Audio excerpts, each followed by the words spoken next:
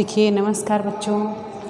आज BA final वालों को जैसा कि बीए फाइनल वालों का सिलेबस चल ही रहा है इस समय, लेकिन आज आप लोगों को कुछ एक चैप्टर बाकी था जो आपकी लिपि भाषा, अब जितना भी आपका भाषा के विकास, हिंदी की उत्पत्ति, ये थोड़ा सा चैप्टर लंबा था और इसको ख़त्म करने में और ये पूरा आपका कंप्लीट हो जाएगा देवनागरी लिपि के बाद। अब आपका लास्ट यही टॉपिक है देवनागरी लिपि, क्योंकि आप जानते हैं हमारी लिपि क्या है। हिंदी जो है, हिंदी में जो लिखते हैं या हमारे भारत देश की या जो जिस लिपि के द्वारा, माध्यम के द्वारा हम लिख रहे हैं, पढ़ रहे हैं, ये कौन सी लिपि आती है? देवनागरी लिपि। आज देवनागरी लिपि की चर्चा करेंगे जो आपके सब्जेक्ट में है। अब देखिए, जैसा कि हमने भाषा जाना कि भाषा तो व्यक्ति एक दूसरे से जो विचार विनिमय करते हैं उसी द्वारा भाषा जो बोली मुंह से निकलती है, लेकिन उसको जब लिखते हैं एक लिखित रूप से भी तो देना होता है। एक भाषा का विनिमय जब हम अपने मतलब उसका आदान प्रदान करते हैं लिखित रूप में, तो वो जो लिखित रूप में है उसको हम क्या कहेंगे, किस उसमें लिखा जाता है, तो उस लिपि को क्या कहते हैं? लिपि माने होता है लिखना। किस उस लिपि का क्या नाम है? देवनागरी लिपि।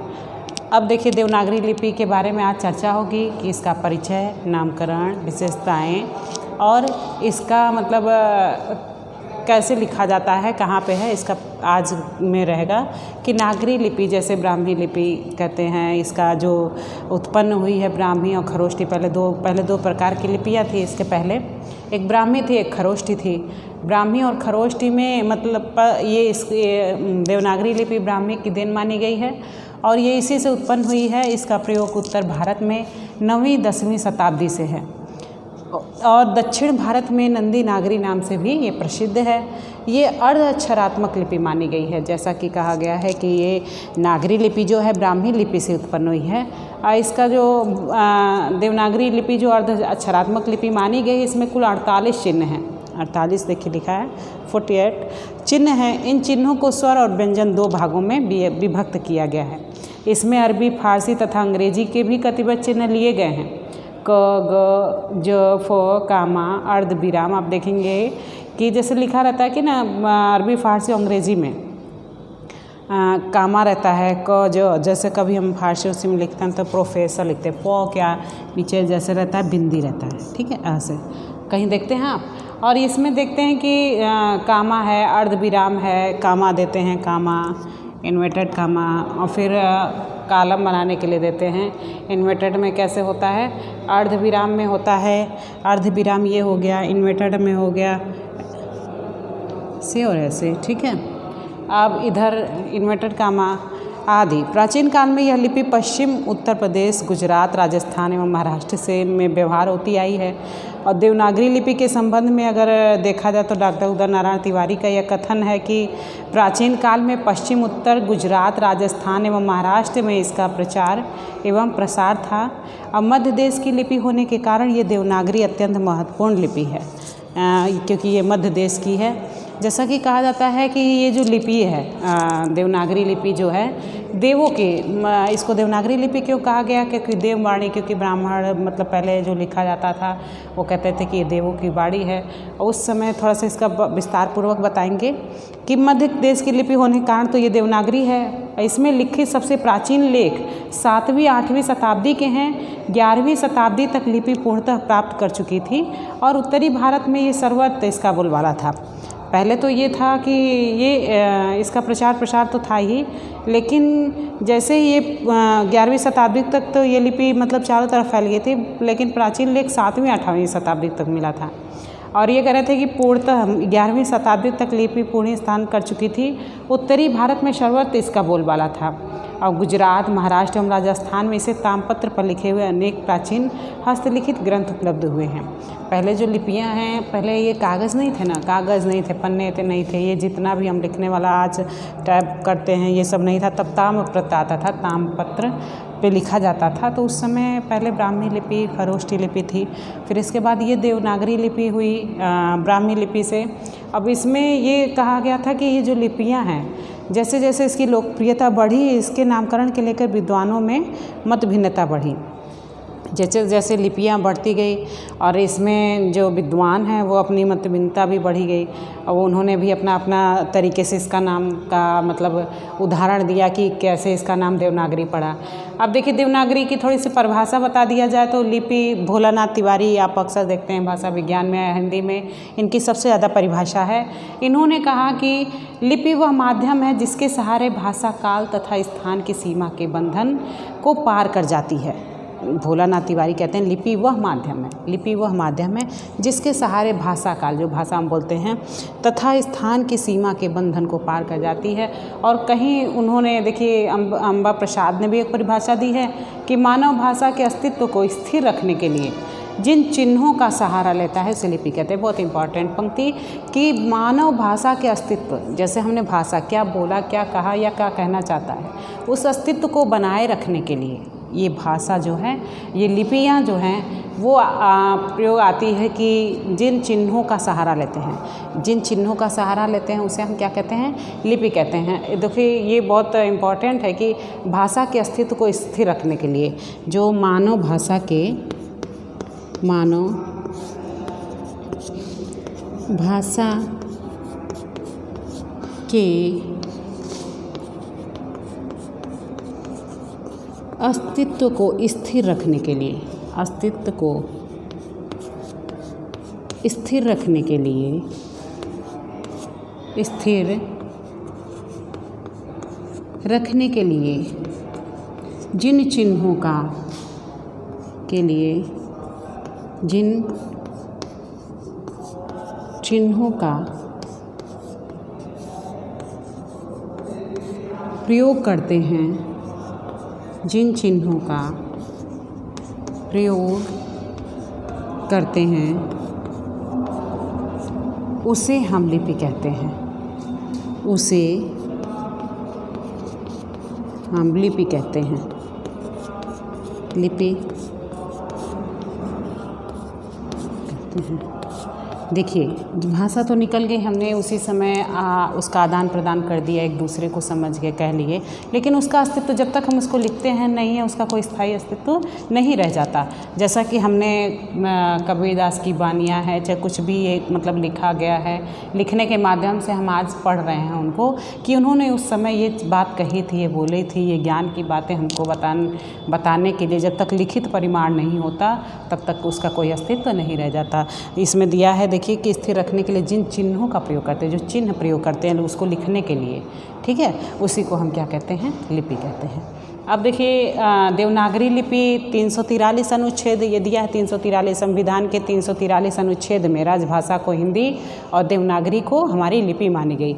इसको पूछिए, एग्ज़ाम में सबसे ज़्यादा पूछा जाता है, आप इसको ध्यान दीजिएगा कि अनुच्छेद 343 में राजभाषा हमारी हिंदी हुई और हमारी लिपि को देवनागरी लिपि माना गया।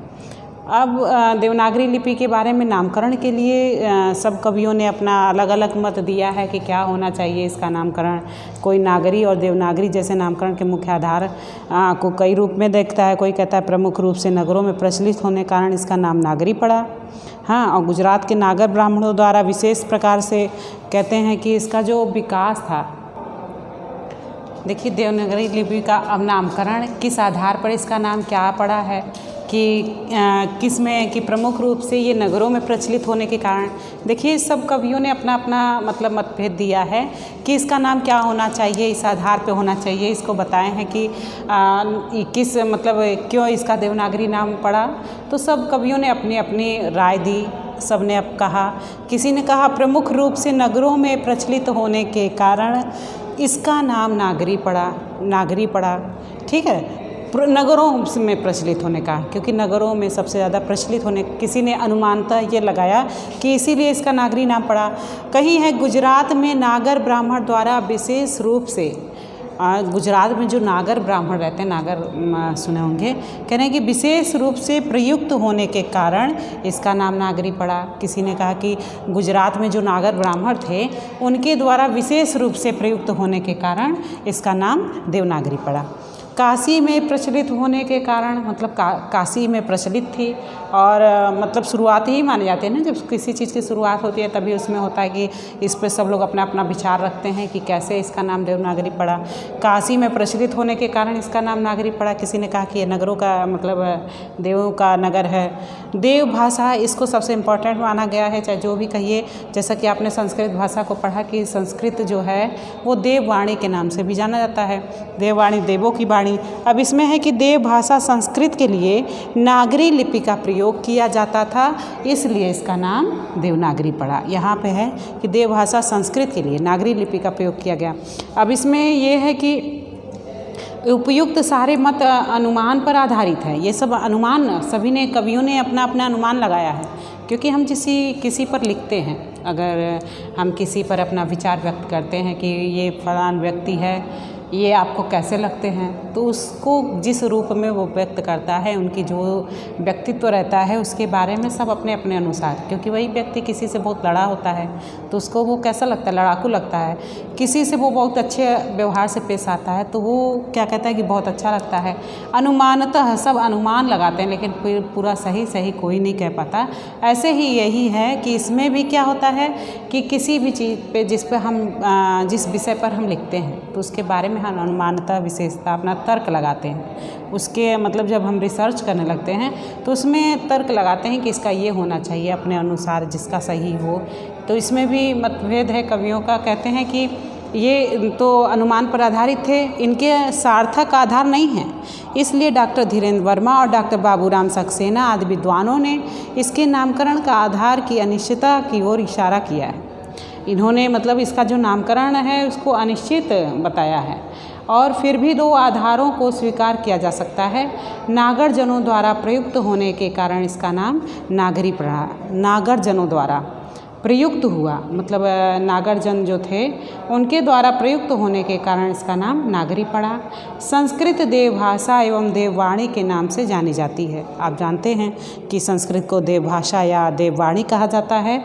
तो एक तो मतलब पहला इन लोगों ने ये सही माना कि नागर जनों द्वारा प्रयुक्त होने के कारण इसका नाम नागरी पड़ा, और दूसरा ये सही माना है कि संस्कृत देवभाषा एवं देववाणी के नाम से जानी जाती है, अतः इसके लिए प्रयुक्त होने वाली लिपि नागरी को देवनागरी कहा गया। मतलब कि ये नागरी जो लिपि थी उसको इसीलिए देवनागरी क्योंकि इसमें जो प्रयुक्त होती है लिपि, संस्कृत में जो प्रयुक्त लिपि है उसको हमने क्या कहा, देवनागरी लिपि, इसीलिए इसको दो को सही माना है उन्होंने, एक को इसको और एक इसको। ठीक है, ये दोनों को कभी किसने सही माना है, एक बाबूराम सक्सेना ने और धीरेन्द्र वर्मा ने। अब देखिए इसका उद्भव और विकास कब हुआ था, देवनागरी का वर्तमान स्वरूप कैसे हुआ था। तो इसमें उद्भव और विकास में है कि उद्भव और विकास हेडिंग डाल देते हैं, उद्भव व विकास।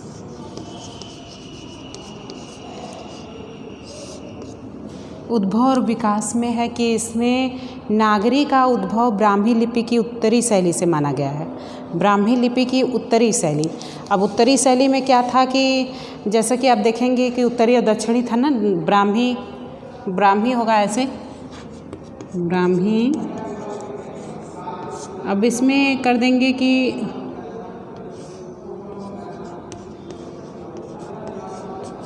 ब्राह्मी में जैसे उत्तरी एक बताया गया है और एक दक्षिणी, ठीक है, एक दक्षिणी और उत्तरी के बाद जैसे आता है कि गुप्त आए, फिर कुटिल आया, गुप्त कुटिल, यहाँ तक आ रहा है कि नहीं आ रहा है, कुटिल। फिर इसके नीचे आपका आ गया नागरी, प्राचीन नागरी मतलब आया। फिर इसके बाद वही आपका आ गया देवनागरी लिपि। ठीक है, इस तरीके से इसका विकास हुआ था।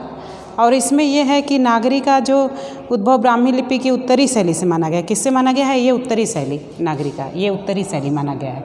ठीक है, अब उत्तरी शैली में माना गया है तो इसमें जो है उत्तरी भारत में देवनागरी लिपि का कोई भी लेख 10वीं शताब्दी के पूर्व नहीं प्राप्त होता, जबकि दक्षिणी भारत में 8वीं शताब्दी के लेख भी प्राप्त हुए। देखिए इसमें लेख जो है कोई भी लेख 10वीं शताब्दी के पूर्व नहीं प्राप्त होता, जबकि दक्षिणी भारत में 8वीं शताब्दी के लेख भी प्राप्त हुए हैं। देवनागरी का सर्वाधिक स्पष्ट रूप सर्वप्रथम राष्ट्रकूट वंश के राजा दंतिदुर्ग के सामनगढ़ में प्राप्त 654 ईस्वी के दानपत्र में अंकित है। नागरी लिपि का पुराना रूप प्राचीन नागरी कहलाया और आधुनिक रूप देवनागरी। जैसे इसका जो पुराना रूप था वो प्राचीन नागरी के नाम से कहलाया गया, पहले जो था प्राचीन नागरी, और जो अब है आधुनिक नागरी, और जो इस समय चल रहा है वो है देवनागरी। जो आधुनिक युग में है, जो इसको जब स्पष्ट किया गया तो ये क्या हो गया, देवनागरी। दो रूप था इसका, ये प्राचीन और एक ये आधुनिक था।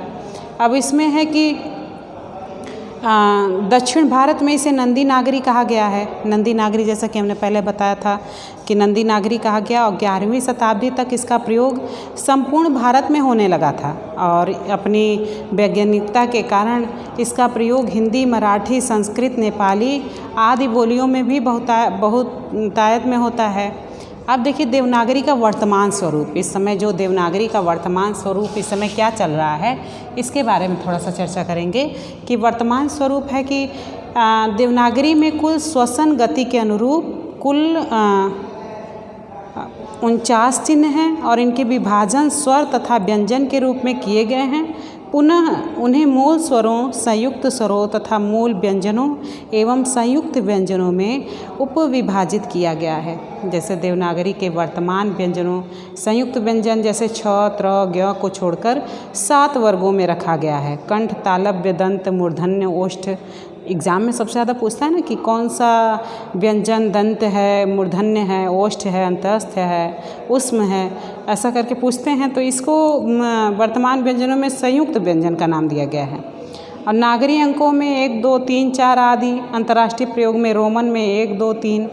नागरी में व्याकरणिक प्रयोग संस्कृत जैसे हैं, किंतु उसमें वर्तमान स्वरूप अनुनासिक है, स्थान पर अनुस्वार है, ठीक है। और देखा विरामादि चिन्ह पूर्ण विराम के लिए खड़ी पाई, अंग्रेजी के लिए विराम चिन्ह कामा, सब में देखिए अपना प्रयोग है।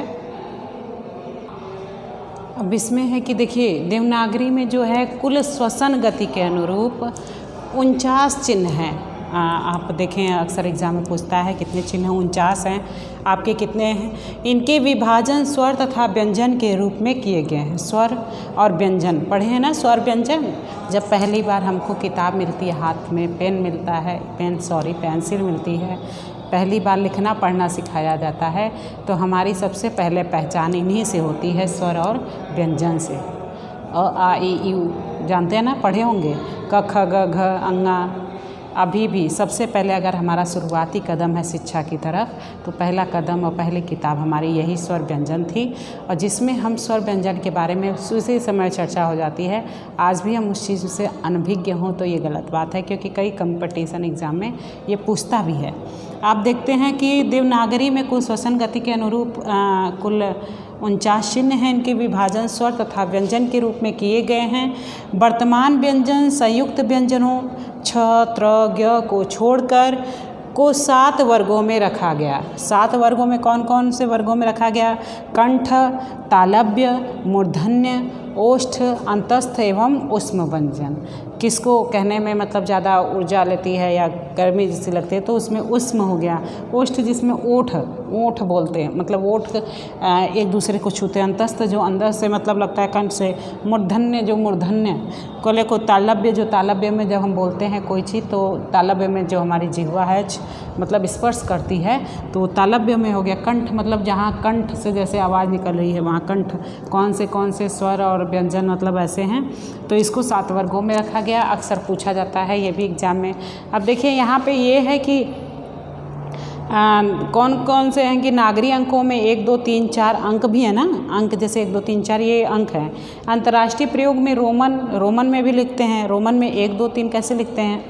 और नागरी के व्याकरणिक प्रयोग संस्कृत जैसे ही हैं, किंतु उसमें वर्तमान स्वरूप अनुनासिक अनुनासिक किसे कहेंगे?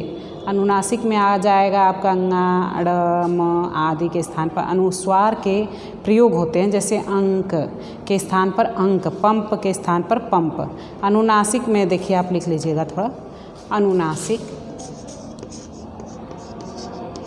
अनुनासिक, अनुनासिक में अंग आ गया, ड़ आ गया, अंगा अड़, ठीक है, अंगा ड़, और इया, इया भी आएगा जो लास्ट वाला है, इया, इया, त्र नहीं है, इया है, इया, न, म, ठीक है। अनुनासिक में इस तरीके से आएंगे, जैसे कि आप देखें लिखते हैं ना, अनुस्वार के स्थान पर अनुस्वार के स्थान पर अनुस्वार, अनुस्वार जो है इस तरीके से रहता है, देखिए अनुस्वार, अनुस्वार इस तरीके से रहता है, अनुस्वार अंक, जैसे पंप, कंठ, इस तरीके से प्रयोग करते हैं ना अनुस्वार में। आप देखेंगे कि कहीं जगह अनुस्वार आहा इसका जब प्रयोग होता है, अनुनासिक में आते हैं अंगाड़, इया, न, म के स्थान पर अनुस्वार जो बिंदी होती है, बिंदी, उसमें अधा म भी मानते हैं, जिसमें अंक के स्थान पर हो जाता है अंक, अंक लिखते हैं ना, अंक बिंदी हो जाता है अनुस्वार, ठीक है। पंप के स्थान पर पंप, बिंदी लगा देंगे ऊपर। विरामादि चिन्ह पूर्ण विराम के लिए खड़ी पाई और अंग्रेजी के विराम चिन्ह के लिए कामा। देखिए विरामादि चिन्ह पूर्ण विराम के लिए खड़ी पाई, जब आप कभी देखते हैं विराम का चिन्ह लेते हैं, विरामादि चिन्ह में, विरामादि चिन्ह में खड़ी पाई, खड़ी पाई लेते हैं, खड़ी पाई विराम हिंदी में जो होता है खड़ी पाई, जब कोई बात करते हैं वहाँ पे विराम लेते हैं, स्टॉप लेते हैं, तो वहाँ पे क्या कर देते हैं, खड़ी पाई। और अंग्रेजी में क्या कर देते हैं, अंग्रेजी में जो है कामा, अंग्रेजी में कामा, ऐसे कामा, कामा कर देते हैं, अंग्रेजी में कामा, इस तरीके से इसको हिंदी में लिख देते हैं, कामा करेंगे। और बिंदु का भी प्रचलन है, बिंदु का भी प्रचलन है, जहाँ बिंदु लगा दी ये भी विराम हो गया, कामा कर दिया ये भी विराम हो गया, फुल स्टॉप कर दिया ये भी विराम हो गया, ठीक है। अब यहाँ पे ये है कि जिन व्यंजनों में खड़ी पाई है उन्हें संयुक्त करते समय खड़ी पाई को हटा दिया जाता है। कहते हैं कि जिस व्यंजन में खड़ी पाई है मतलब सीधी पाई है, उन्हें संयुक्त करते समय, जब संयुक्त करते मतलब मिला देते हैं, तो उस समय खड़ी पाई को हटा दिया जाता है। जैसे ख्याल, वैसे तो ख्याल लिखेंगे, हाँ ख्याल, ख्याल, और जब उसको संयुक्त कर देते हैं तो उसको ख्याल, ख्याल, पक्का, पक्का, आधा क मतलब कर दिए, उसको मिला देंगे और वहाँ से संयुक्त करते समय खड़ी पाई को हटा दिया जाता है, जैसे ख्याल, पक्का आदि। और देवनागरी में सिरोरेखा को स्वीकृत मिली हुई है, किंतु उसका सिरोरेखा विहीन स्वरूप भी प्रचलन में है। फारसी की क, ख, ग, फारसी में जो ध्वनियाँ देवनागरी में मौजूद हैं, जैसे हम फारसी में लिखते हैं, फारसी में जब हम क लिखते हैं क, तो इसके नीचे ऐसे बिंदी रहेगा, फ तो ऐसे बिंदी रहता है। आप देखते हैं कहीं लिखा रहता है प्रोफेसर, हाँ, तो वहाँ पे क्या करेंगे, फ के नीचे कुछ बिंदियाँ रहेंगी, वो देवनागरी में मौजूद है। रोमन लिपि के प्रभाव से देवनागरी में एक नई ध्वनि आ समाहित हो गई है। रोमन लिपि के था एक, रोमन लिपि में एक आ गया है, नया रूप आ गया है, आ। इसका भी देवनागरी लिपि में समाहित हो गया है। जैसे लिखते हैं डॉक्टर, डॉक्टर में चंद्रबिंदी नहीं रहेगी, इस तरीके से आ करके रहेगा डॉक्टर, ठीक है। अब जैसे कॉपी, कॉपी में भी ऊपर बनते हैं डॉक्टर, डॉक्टर, डॉक्टर ऐसे लिखते हैं ना, चंद्रबिंदी नहीं लगाते हैं, सॉरी, डॉक्टर। और फिर हो गया कापी, कापी, ये रोमन लिपि का है वर्ड। अब इसमें आगे है कि देवनागरी में रोमन एवं अन्य विदेशी भाषाओं के प्रभाव स्वरूप अनेक विराम चिन्ह शामिल हो गए हैं, जैसे अल्प विराम के लिए कामा, अर्ध विराम के लिए सेमीकोलन कामा, पूर्ण विराम के लिए फुल स्टॉप, विवरण चिन्ह के लिए डैश। इस तरीके से थोड़ा सा देवनागरी लिपि का है कि पूर्ण विराम के लिए इसमें जो कुछ अल्प विराम के लिए कामा होता है। अल्प विराम यहाँ दिख रहा है, अल्प विराम के लिए हो गया कामा। यहाँ दिख रहा है कि नहीं, दिख रहा है थोड़ा सा। चलिए, अल्प विराम के लिए है कामा। और देखेंगे इसके बाद है के लिए कामा होगा, और अर्ध विराम के लिए सेमीकोलन। सेमीकोलन अर्ध विराम जब होगा, सेमीकोलन किसे कहते हैं, तो इसमें ऐसे रहेगा अल्प विराम, सेमीकोलन ऐसे एक बिंदी रहेगा और नीचे ऐसे कामा की तरह रहेगा, ठीक है, ये होगा सेमीकोलन। और आप देखेंगे कि तो इसके आगे अब पूर्ण विराम के लिए होगा तो फुल स्टॉप। हाँ, फुल स्टॉप पूर्ण विराम के लिए, पूर्ण विराम के लिए फुल स्टॉप, ऐसे फुल स्टॉप मतलब यहाँ रुक गए हैं, और यहाँ फुल स्टॉप करेंगे। और फिर उसके बाद अगर विवरण चिन्ह देना है तो डैश, विवरण चिन्ह, विवरण चिन्ह में देंगे ऐसे डैश करके, डैश कर देंगे इसके आगे डैश, ठीक है, विवरण चिन्ह में उसमें डैश करेंगे आदि। ये इनकी हो गई देवनागरी का वर्तमान स्वरूप। जो देवनागरी में इसके वर्तमान स्वरूप की चर्चा की गई कि इसमें जो वर्तमान स्वरूप था कैसा था, ठीक है। अब इसके अगले वीडियो में आपका रहेगी देवनागरी लिपि की विशेषताएं, ठीक है। देवनागरी का स्वरूप तो हो गया, अब विशेषताएं और वैज्ञानिकता इसकी दूसरे वीडियो में